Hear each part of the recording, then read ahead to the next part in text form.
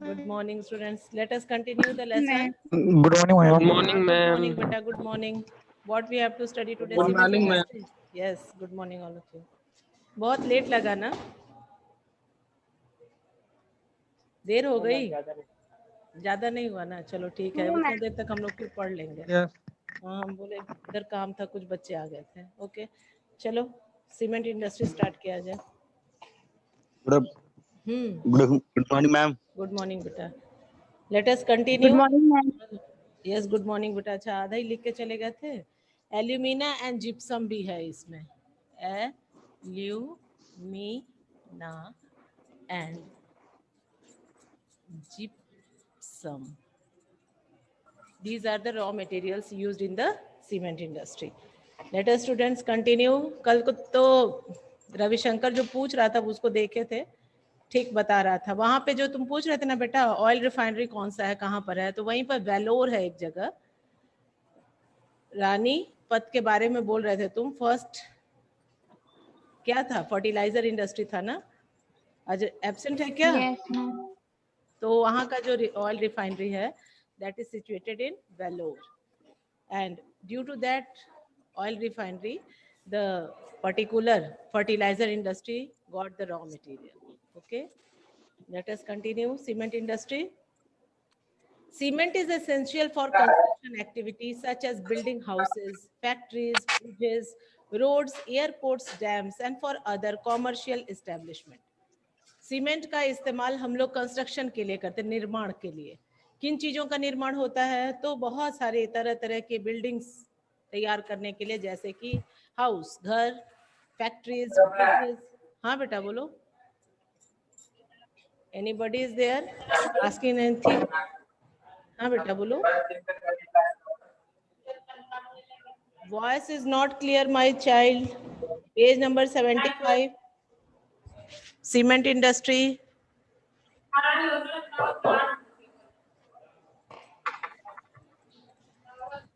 Voice is not coming clearly. हाँ क्या बेटा? बैकग्राउंड से आवाज आ रहा है. कुछ हाँ, नहीं है. बैकग्राउंड से आवाज आ रहा है. कौन? दुर्गेश खोल के रखा है बेटा. अनम्यूट करो. रितेश गुप्ता और दुर्गेश गौतम. म्यूट योरसेल्फ बाबू. Okay Ritesh, where are you? Mute करो बाबू. रितेश गुप्ता कहाँ हो? चलो लेट अस कंटिन्यू. तो बताया जा रहा है कि कई तरीके के बिल्डिंग्स को बनाने के लिए, कंस्ट्रक्शन एक्टिविटीज के लिए हमें सीमेंट की जरूरत पड़ती है. We need cement and these buildings are such like houses, factories, bridges, पुल बनाने के लिए, रोड्स, सीसी सीमेंट वाला रोड जो देते हैं ना, CC road, airports, dams and for other commercial establishment. अलग अलग तरह के कॉमर्शियल एस्टेब्लिशमेंट के लिए, जैसे शॉपिंग मॉल्स हो गए, मार्केट कॉम्प्लेक्स हो गया, इन सब के लिए भी सीमेंट की जरूरत पड़ती है. This industry requires bulky and heavy raw material. इसके लिए जो भी रॉ मटेरियल चाहिए होता है वो काफी बड़ा, जगह घेरने वाला और काफी हैवी भी होता है. लाइक क्या क्या है उसमें? लाइमस्टोन. ये एक इंपॉर्टेंट क्वेश्चन है कि what is the raw material used in the cement industry. तो you have to learn all this things which are given here. Limestone, silica, alumina and gypsum. Coal and electric power are needed apart from rail transportation. जहाँ इन सारी चीज़ों को बनाना है, तैयार करना है, वहाँ पर रेल ट्रांसपोर्टेशन भी अच्छा होना चाहिए. ट्रांसपोर्ट अच्छी होगी तभी ये रॉ मटेरियल्स फैक्ट्रीज या प्लांट तक जा पाएंगे और फिर वहाँ से मैन्युफैक्चरिंग के बाद उसे मार्केट तक पहुँचाया जा सकता है. The industry has strategically located plants in Gujarat that have suitable access to the market in the Gulf countries. इस इंडस्ट्री का बहुत ही अच्छा प्लांट जो है, बहुत माने कि बृहद स्तर पर गुजरात में स्थापित है. और गुजरात में इसलिए है क्योंकि वहाँ इसको इसके लिए बहुत सारी संभावनाएं हैं. क्यों? अपने देश के बजाय वो गल्फ कंट्रीज में भी इसको एक्सपोर्ट करती है. यानी गल्फ कंट्रीज में भी कंस्ट्रक्शन के लिए जो सीमेंट की जरूरत होती है वो गुजरात से मंगवाए जाते हैं, क्योंकि वो हम लोगों का अरेबियन सी में है और वहाँ से अरब के बहुत सारे देश उससे बहुत ही क्लोज कांटेक्ट में हैं. तो वहाँ पे काफ़ी अच्छा डेवलप्ड इंडस्ट्री के रूप में ये सीमेंट इंडस्ट्री वर्क करता है। कहाँ? Gujarat. The first cement plant was set up in Chennai in 1904. Underline this. First cement plant. पहला सीमेंट का प्लांट कहाँ लगाया गया था? चेन्नई में। After independence, the industry expanded. और आजादी के बाद ये इंडस्ट्री बहुत तेजी से विस्तार करने लगा। Decontrol of price and distribution since 1989 and other policies reforms led the cement industry to make rapid strides in capacity, process, technology, and production. There are 128 large plants and 332 mini cement plants in the country. India produces a variety of cement. गंदा लगेगा school क्या गंदा लग रहा है जी सृष्टि? क्या बोल रहे हो रविशंकर? कुछ बोलना चाह रहे थे क्या? मैं नहीं बोल रहा। कौन? कोई बच्चा पूछा? मैं ma'am gulf country. Gulf country जो खाड़ी देश हैं, खाड़ी देश का मतलब जो अरब देश के रूप में भी हम लोग जिसको जाते हैं, खाड़ी देश नहीं जानते हो? अफ्रीका और इंडिया के बीच में कुछ कंट्रीज हैं जिसको तुम लोग यूएई के रूप में जानते हो। यूएई का नाम सुने हो? दुबई तो बात बात पे तुम लोग बोलते हो अरब गया है, अरब गया है, वो कमाने अरब गया है, बहुत तो चर्चा करते हो तुम लोग। तो उन सारे कंट्रीज को हम लोग गल्फ कंट्रीज कहते हैं, जो खाड़ी देश कहलाते हैं। खाड़ी में जो बसे हुए हैं कंट्रीज, उनके लिए कहा जाता है। और कुछ दिक्कत? बताया जा रहा है कि 1989 के बाद गवर्नमेंट की पॉलिसीज ऐसी बनाई गई कि उसके बाद बहुत तेजी से सीमेंट इंडस्ट्री में प्रोडक्शन होना शुरू हुआ और ये बहुत तेजी से इंक्रीज करने लगा। आज के समय में बहुत सारे सीमेंट के इंडस्ट्रीज और प्लांट्स लगाए गए हैं, जैसे कि 128 लार्ज प्लांट्स हैं और 332 मिनी सीमेंट प्लांट्स हैं अपने कंट्री में। India produces a variety of cement. तुम लोग देखते ही हो तरह तरह के सीमेंट बन के आते हैं। इतना तो सीमेंट का एडवर्टीजमेंट आता है कि बहुत अच्छे से तुम लोग उससे परिचित हो। क्यों? बहुत ही ऐड आता है। उसके अलावा व्हाइट सीमेंट, तो ये सीमेंट, तो वो सीमेंट, बहुत सारे सीमेंट्स रहते हैं। तो भाई इंडिया केवल माने पर्टिकुलर सिंपल सीमेंट के ही प्रोडक्शन के लिए नहीं फेमस है। Variety of cements are produced in our country. Improvement in the quality has found the produce a readily available market in East Asia, Middle East, Africa and South Asia, apart from a large demand within the country. देश में तो cement की मांग है ही, जितना construction work हो रहा है उसके लिए सीमेंट की जरूरत है।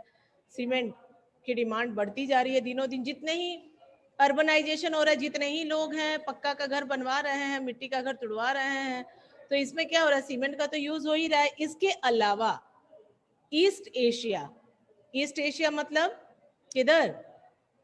हमारे पूरब तरफ, लाओस, वियतनाम, कंबोडिया, थाईलैंड, ये सब ईस्टर्न पार्ट में है। तो ईस्ट एशिया में भी है, मिडिल ईस्ट में भी है। मिडिल ईस्ट एशिया में भी इसका डिमांड है, अफ्रीका में भी है और साउथ एशिया के भी कंट्रीज में सीमेंट का काफी डिमांड है। This industry is doing well in terms of production as well as export. निर्यात भी बहुत अच्छे से करती है ये इंडस्ट्री और प्रोडक्शन तो कर ही रही है। Efforts are being made to generate adequate domestic demand and supply in order to sustain this industry.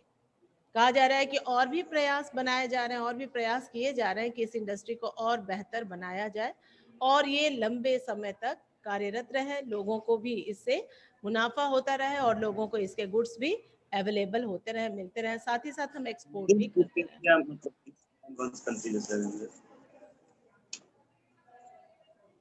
क्या बेटा? मिडिल ईस्ट एशिया में कंट्री कौन? वही जहाँ तेल बहुत प्रोड्यूस होता है, मिडिल ईस्ट। मिडिल ईस्ट का मैप में, मिडिल ईस्ट मैप देखो, वर्ल्ड का मैप। पाकिस्तान के इधर मिडिल में ईरान, इराक, अफगानिस्तान, ये सब क्या है? तजाकिस्तान, ये सारे, हाँ ये सब मिडिल ईस्ट है।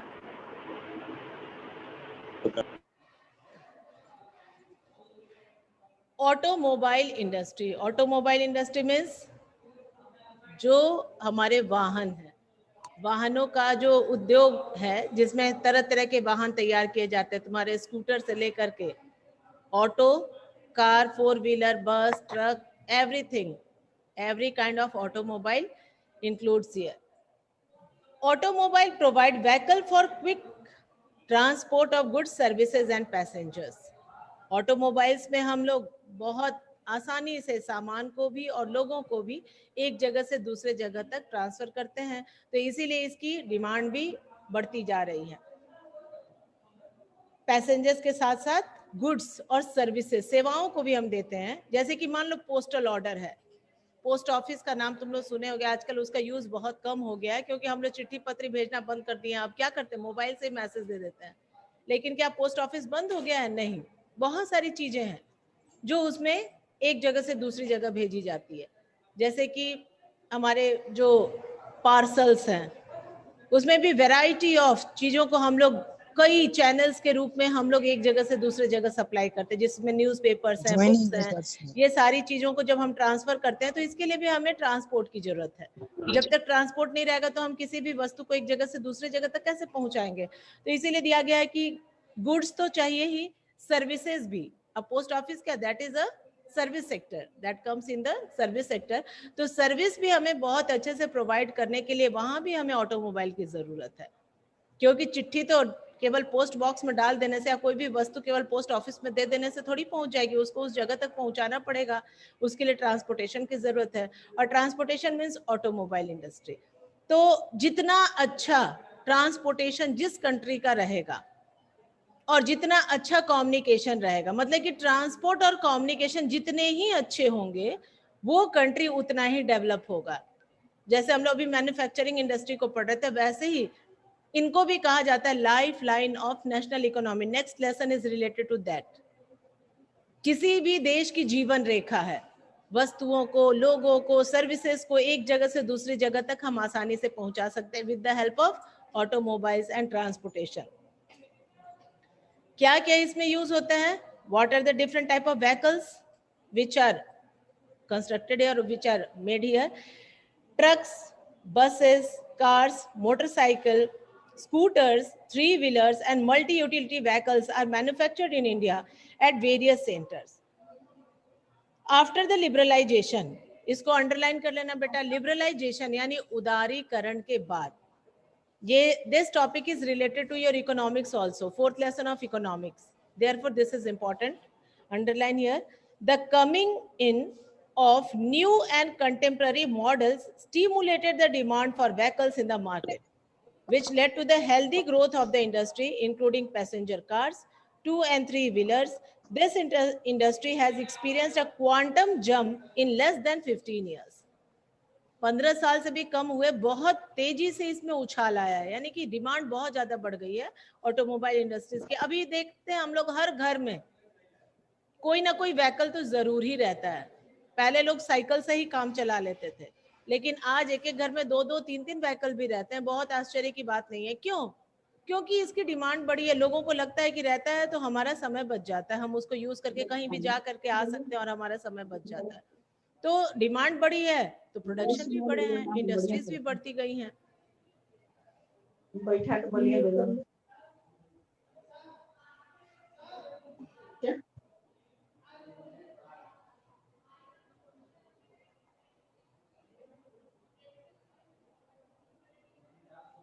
What are the demands for vehicle in the market?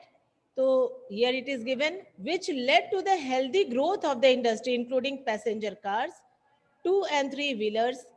This industry has experienced a quantum jump in less than 15 years. Foreign direct investment. वही बच्चे रविशंकर जो तुम पूछ रहे थे, FDI. It is given here. What is here? Foreign direct investment. ये वो investment है जिसमें आसानी से कोई भी विदेश से कोई भी व्यक्ति निवेश कर सकता है, इन्वेस्ट कर सकता है अपने पैसों को। इसी को हम लोग FDI कहते हैं। तो सरकार का जो भी पॉलिसी है वो काफी लिबरल हो गया है, जिसके वजह से फॉरेन से भी जो पूंजीपति हैं, जो कैपिटलिस्ट हैं, they can invest easily in our country. तो फॉरेन से ये लोग इन्वेस्ट कर रहे हैं, तो यहाँ पे अपनी पूंजी को लगा करके इंडस्ट्रीज चला रहे हैं। हमारे पास बहुत अच्छे मात्रा में रॉ मटेरियल अवेलेबल है, यानी लोहा है, कच्चा लोहा रॉ मटेरियल है, आयरन ओर, जिसको हम लोग एक्सपोर्ट करते थे ज्यादातर जापान में, साउथ कोरिया में। यदि उस लोहे को हम मैन्युफैक्चर करके बना करके बेचेंगे तो उससे हमें मुनाफा ज्यादा होगा। और ऑटोमोबाइल्स के रूप में इंडिया में बहुत सारे इन्वेस्टर्स आ रहे हैं, जैसे कि फोर्ड मोटर्स है, तुम लोग सुनते हो, चाहे मारुति सुजुकी ही है।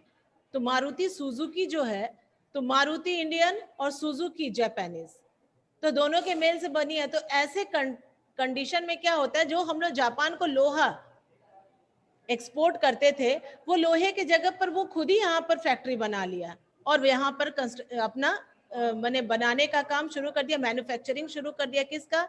कार का, 4 व्हीलर का, और भी बहुत तरह के वैरायटी ऑफ ऑटोमोबाइल से हम बनते हैं।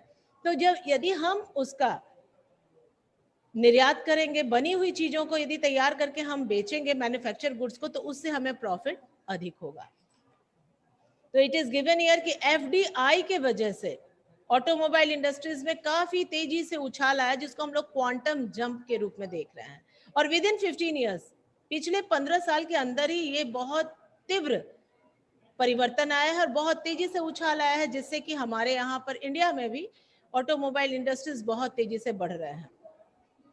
Foreign direct investment bought in new technology, इससे क्या हुई है, विदेशों की नई तकनीकी भी हमारे पास आ गई, नई तकनीक आ गई है, लेबर भी यहाँ मौजूद है, रॉ मटेरियल है ही और प्लेस तो है ही, तो लैंड, लेबर, कैपिटल, तो कैपिटल इन्वेस्ट करने के लिए भी फॉरेन कंट्रीज वाले इन्वेस्टर्स तैयार हैं, प्लस उनकी टेक्निक्स भी आ गई है।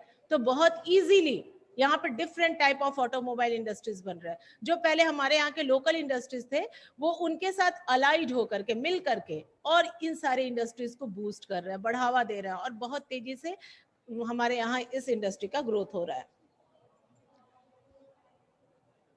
At present, there are 15 manufacturers of passenger cars and multi-utility vehicles. आज के समय में करीब 15 मैन्युफैक्चरर्स हैं, किसके? पैसेंजर कार्स के और multi utility vehicles. Multi utility vehicles मतलब जिसमें कुछ भी ढो करके चला जाता है, जैसे कि पीछे ढाला लगा हुआ रहता है, जिसको तुम लोग कहते हो जनरली, जिसको क्या कहते हो, पिकअप कहते हो या क्या कहते हो, तो उसमें ट्रक जैसा होता है, ट्रक नुमा, अब जो भी कहा जाता है, छोटी सी गाड़ी होती है जिसमें कि तरह तरह की चीजें जो हैं उसमें डाल करके हम एक जगह से दूसरे जगह तक ट्रांसपोर्ट करते रहते हैं। तो वही चीज दिया जा रहा है, इसको उसको कह रहे हैं मल्टी यूटिलिटी। मल्टी मतलब कई तरह से, विभिन्न प्रकार से, बहु, और यूटिलिटी मतलब उपयोगी, बहु उपयोगी वाहन, उसको हम कई रूप में यूज कर सकते हैं। 9 of commercial vehicles, 14 of the 2 and 3 wheelers, और the industry is located around, कहाँ इसकी इंडस्ट्रीज लगी हुई है, किसकी? Automobile industry. तो सबसे पहला तो है दिल्ली, उसके बाद गुड़गांव, मुंबई, पुणे, चेन्नई, कोलकाता, लखनऊ, इंदौर, हैदराबाद, जमशेदपुर एंड बेंगलोर। ये सारे प्लेसेस हैं जहां पर ऑटोमोबाइल इंडस्ट्रीज बहुत अच्छे से सक्रिय रूप से काम कर रही है। ओके, अब देखो इंफॉर्मेशन टेक्नोलॉजी, आज के समय में ये बहुत ही इंपॉर्टेंट हो गया है। जब कोरोना काल चल रहा है तो क्या हो रहा है, सारे लोग इंफॉर्मेशन टेक्नोलॉजी से ही ना यूज कर रहे हैं हर चीज को। अब आईटी नहीं रहता, हम लोग ऑनलाइन क्लासेस नहीं करते, तो क्या कर रहे होते, सोचो कितना डिफिकल्ट होता है ये समय। तो ये तो बुक जब तुम्हारी लगी है तब कोरोना काल नहीं था, but now we can understood this thing and we can observe this, how necessary is this particular industry. Which one? IT, information technology. Let us see information technology and electronics industry. The electronics industry covers a wide range of products from transistor sets to television, telephones, cellular, telecom, pagers, telephone exchange, radars, computers and many other equipments required by the telecommunication industry.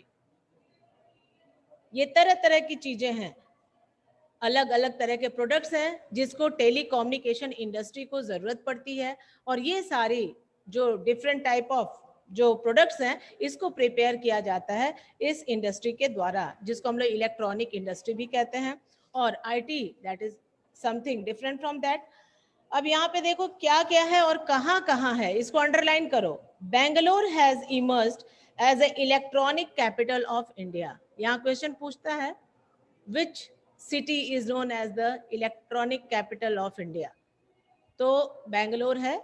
और तुम लोग देखते ही हो सबके relatives भैया दीदी जो भी आईटी सेक्टर में काम कर रहे हैं सबसे पहले बेंगलोर को ही प्रेफर करते हैं, क्योंकि वो क्या है, आईटी सेक्टर का एकदम हब है। उसके अलावा भी बहुत सारे कंट्रीज, बहुत सारे प्लेसेस हैं हमारे कंट्रीज में जहां पर आईटी पार्क है। ये मैप में शो करने के लिए बहुत अच्छे से आता है, इसको कहते हैं आईटी पार्क। अब आईटी पार्क यहाँ का कौन सा है, इस स्टेट का कौन सा है, आप उसको शो कीजिए। तो मैप में दिया हुआ है some software technology park in India on page number 77। See this carefully, ध्यान से देखो कौन कौन से आईटी पार्क है, बहुत ज्यादा नहीं है। हर स्टेट में लगभग एक ही है, महाराष्ट्र में केवल 2 है और कर्नाटक में 2 है। और हर स्टेट में, कई स्टेट में तो है ही नहीं, जैसे कि बिहार में नहीं है, झारखंड में नहीं है, छत्तीसगढ़ में नहीं है, और नॉर्थ ईस्ट में तो कहीं नहीं, केवल एक गुवाहाटी में है। तो सॉफ्टवेयर टेक्नोलॉजिकल पार्क जो है आजकल बहुत ज्यादा इंपॉर्टेंस ले रहा है, और इस वजह से आईटी सेक्टर्स वाले जो बच्चे भी हैं वो ज्यादातर उन्हीं जगहों पर ट्रांसफर्ड भी होते हैं। उनका पोस्टिंग भी वैसे ही जगहों पर होता है जहां आईटी पार्क होगा ज्यादातर। तो यहाँ पे आपको ये भी मैप भी ध्यान देना है किस किस स्टेट में है, और यहाँ पे आपको ये पढ़ भी लेना है कहाँ कहाँ पर ये अवेलेबल है। हाँ, other important centres for electronic goods are Mumbai. पहला तो हम लोगों ने बैंगलोर को देख लिया, that means in Karnataka. Another parts of another cities of our country for technology park is Mumbai, Delhi, Hyderabad, Pune, Chennai, Kolkata, Lucknow and Coimbatore. By 2010-11, STPI means Software Technology Park of India. Software Technology Parks of India have come up across 46 locations at different centers of India. However, the major industry concentration is at Bangalore, Noida, Mumbai, Chennai, Hyderabad and Pune. देखो main IT park हमारे देश के जो concentrated हैं वो इन्हीं मात्र 6 शहरों में हैं। बाकी तो हैं बहुत जगह हैं, 46 लोकेशंस हैं इसके, लेकिन मेन यही 6 शहर हैं जहां आईटी हब या आईटी पार्क के रूप में हम लोग जानते हैं, जो कि फेमस है ऑल ओवर द वर्ल्ड, दुनिया में फेमस है। क्योंकि आईटी का वर्क जो है वो केवल एक कंट्री या एक स्टेट से रिलेटेड नहीं है, केवल वो एक जगह सिमट करके नहीं रह जाता है, पूरे ऑल ओवर वर्ल्ड उनका जो काम है वो होता रहता है। एक कंट्री से दूसरे कंट्री में वो उस काम को करते रहते हैं, एमएनसीज जो हैं वो काम करवाती रहती हैं, उसका डाटा कलेक्ट करती रहती है और ये सब चलता रहता है। A major impact of this industry has been on employment generation. बहुत सारे लोगों को रोजगार भी मिला है, इस वजह से इसकी उपयोगिता बढ़ जाती है, इंपॉर्टेंस बढ़ जाती है। It is encouraging to know that 30% of the people employed in this sector are women. देखो हर जगह कहा जा रहा है कि जब आधी आबादी महिला है अपने देश की, तो एटलीस्ट 1/3 सीट्स तो इनको रिजर्व कर ही देना चाहिए। यहाँ पर ऑलरेडी पहले से ही 30% वुमेन एम्प्लॉयड है, यानी कि ज्यादातर महिलाएं जो है यहाँ पर इंफॉर्मेशन टेक्नोलॉजी इंडस्ट्री में एम्प्लॉयड है। बहुत सारे लोगों को ये एम्प्लॉयमेंट जनरेट कर रहा है। This industry has been a major foreign exchange earner in the last 2 or 3 years because of its fast growing business process outsourcing, that is BPO sector. इस BPO सेक्टर के तहत हमारे देश में बहुत अच्छा फॉरेन एक्सचेंज का इनकम हो रहा है। बीपीओ के तहत क्या है कि भले दूसरे कंट्री का वो एमएनसी है, एमएनसी का मतलब है मल्टीनेशनल कंपनीज या मल्टीनेशनल कॉर्पोरेशंस, तो ये दूसरे देश में है और वहां से ही वो अपनी कंपनियों को अलग अलग देशों में अलग अलग इकाइयों में चलाते हैं। कहीं के लेबर्स होते हैं, कहीं के जो टेक्नोलॉजी है वो चलती है, कहीं के लोग उसमें पैसा इन्वेस्ट करते हैं, कहीं के लोगों को वहां पर एंकरिंग के लिए ले लिया जाता है। इस तरीके से कई देश मिल करके इस तरह के इंडस्ट्रीज को चलाते हैं। तो इसमें बहुत ही अच्छा हमारे देश में भी लोगों को एम्प्लॉयमेंट जनरेट हुआ है और महिलाओं को भी अच्छा एम्प्लॉयमेंट मिला है इस सेक्टर में। The continuing growth in the hardware and software is the key to the success of IT industry in India. Hardware और सॉफ्टवेयर का जो इम्पोर्टेंस बढ़ता जा रहा है, अभी तो कोरोना टाइम में हम लोगों को इसका बहुत अच्छे से आभास हो रहा है कि क्यों ये जरूरी है। यदि आदमी घर में भी रहे तो अपने आप को अकेला महसूस नहीं करेगा। यदि आईटी सेक्टर रहेगा तो घर में रहते रहते ही लोग वर्क फ्रॉम होम कर रहे हैं। वर्क देख रहे हो, बहुत सारे लोग हैं जो आईटी इंडस्ट्री में काम कर रहे हैं, उन्हें ऑफिस जाने की जरूरत नहीं है प्रतिदिन। वो अपने घर से ही सारा काम करके और डाटा अपडेट कर देते हैं। तो कितना अच्छा है। यदि ये नहीं होता तो हम लोग क्या कर रहे होते, सोचने वाली बात है। अब सारे इंडस्ट्रीज तो तुम्हारे ओवर हो गए। अब पढ़ना है industrial pollution and environmental degradation, औद्योगिक प्रदूषण। इंडस्ट्री तो लगाना बड़ा अच्छा लग रहा है, इनकम बढ़ेगा, हर लोगों HCL क्या होता है? मिलेगा। क्या बेटा? HCL figure 6.9। फिगर 6.9 से अच्छा HCL तुम लोग अभी देख रहे हैं। HCL एक कंपनी है बेटा, हिंदुस्तान केबल्स लिमिटेड। ये कंप्यूटर वाले जैसे हम लोग देखते हैं ना, ये कंप्यूटर डेल का है, ये किसी और कंपनी के, तो उसी तरीके से ये केबल इंडस्ट्री है। तो वहाँ पे केबल तैयार होता है और वो सारे केबल्स यूज किए जाते हैं इलेक्ट्रॉनिक्स के लिए। और उस ये वेस्ट बंगाल का है, रूप नारायणपुर का, और नीचे वाला जो है वो भेल का एग्जाम्पल दिया गया। हाँ बेटा बोलो। Yes, voice is not clear. Full form voice is not clear. भेल का full form Bharat heavy electricals limited. और नीचे जो एग्जाम्पल दिया गया है, gas turbine rotor and assembly bed of भेल हैदराबाद। ये सब इलेक्ट्रॉनिक्स इंडस्ट्री के ही पार्ट है, जिसको कि यहाँ पे पिक्चर के रूप में पिक्चराइज किया गया है। अब industrial pollution and environmental degradation पढ़ लेते हो तो इसमें बहुत ही इंपॉर्टेंट टॉपिक क्या है, how to control environmental degradation, इसके बाद वाला टॉपिक। क्योंकि पॉल्यूशन तो तुम लोग साइंस में भी पढ़ते हो, एसएसटी में भी पढ़ते हो, हिंदी में भी पढ़ते हो। प्रदूषण क्या है, प्रदूषण की समस्या, इंग्लिश में भी पढ़ते हो पॉल्यूशन। तो ये तो तुम लोग जानते ही हो, मेनली 4 हैं। क्या क्या? व्हाट इज गिवन हियर, बताओ। Air pollution, water pollution, water pollution, noise pollution, and land pollution. These are the main 4 type of pollutions. How? Yes, how these types of pollutions pollute our environment, we have to study here. But the most important topic here is that how to control the environmental degradation. Pollution तो हो जा रहा है, हमारा पर्यावरण प्रदूषित हो जा रहा है, बहुत तरह की समस्याएं आ जा रही हैं, लेकिन इसको कंट्रोल कैसे किया जाए। जैसे अभी तुम लोग देखोगे, बस ठंड स्टार्ट हुई कि नहीं, दिल्ली में ऑड इवन फॉर्मूला शुरू हो गया गाड़ियों का। इतना कोरोना काल में सारी गाड़ियां बंद थी तो लग रहा था कि कितना अच्छा माहौल हो गया, मौसम कितना खुशनुमा हो गया। स्टार्ट होते ही गर्मी बढ़ गई, सारी चीजें जो हैं वो धीरे धीरे फिर अपने उसी स्तर पर बढ़ने लगी पॉल्यूशन की तरफ। तो हर चीज बंद करके तो रखना संभव नहीं है, ये सारी चीजें होंगी, लोग चलेंगे ही, कहीं ना कहीं तो अपने व्यवसाय में जुड़ेंगे ही। तो जरूरत क्या है, कैसे इसको रोका जाए, कंट्रोल कैसे किया जाए, डिग्रेड होने से अपने पर्यावरण को कैसे बचाया जाए। यहाँ एक एग्जाम्पल भी दिया गया एनटीपीसी का, कि कितना अच्छे से, एनटीपीसी का मतलब क्या है, national thermal power corporation. Thermal power जहां भी बनेगा तो मान लो कोयला इतने बल्क में ला करके वहां पे हीट करके और फिर उससे बिजली प्रोड्यूस किया जा रहा है, तो कोयला की धुआं और धुआं के साथ साथ उसका इतना सारा ऐश निकलता है, फिर भी कितना कायदे से ये सब मैनेज करके उसको रखते हैं और पॉल्यूशन को किस तरीके से कंट्रोल करते हैं। यहाँ एक एग्जाम्पल के रूप में तुम्हें दिया गया है।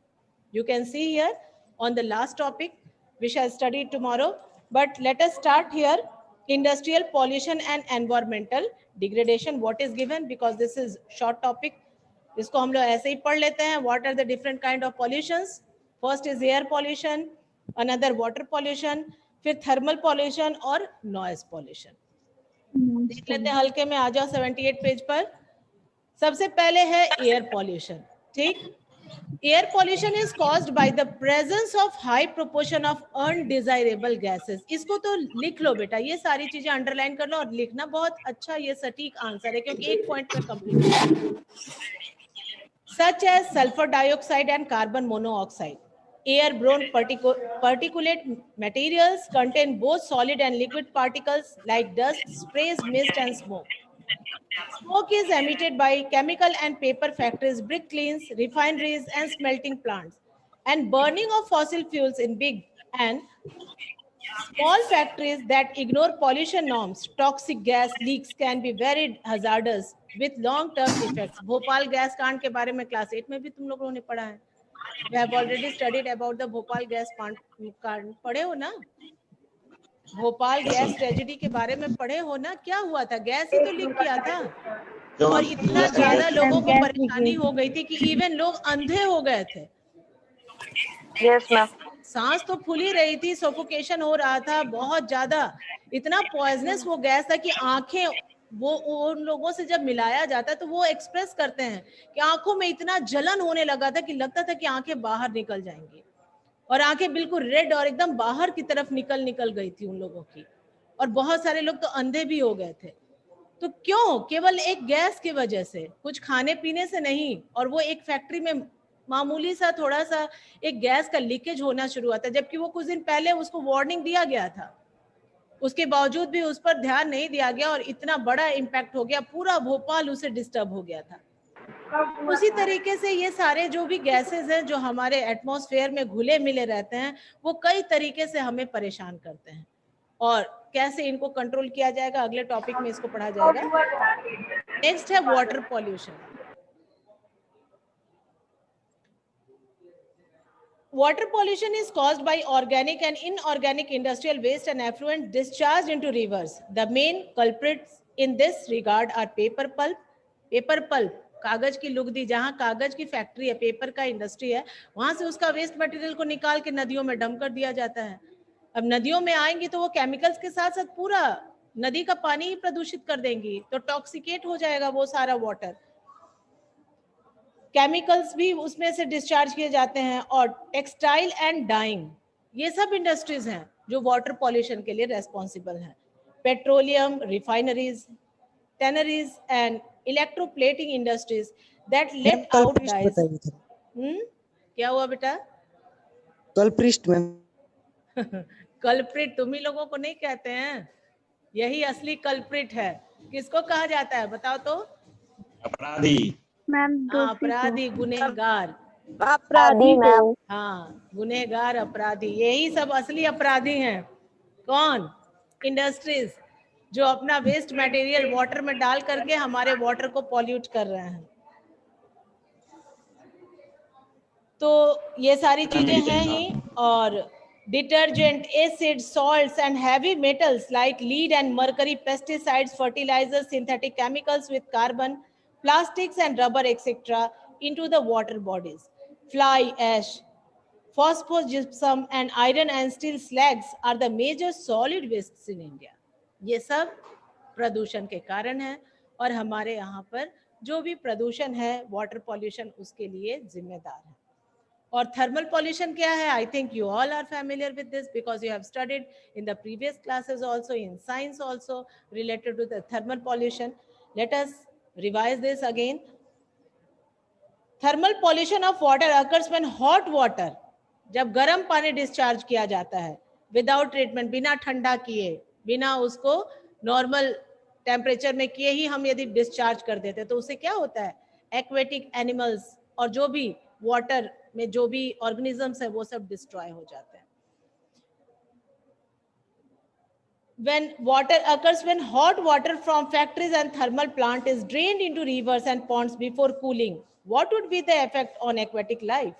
Waste from nuclear power plants, nuclear and weapon production facilities causes cancers, birth defects and miscarriages. Soil and water pollution are closely related. Dumping of waste, especially glass, harmful chemicals, industrial effluents, or packaging, salts and garbage renders the soil useless.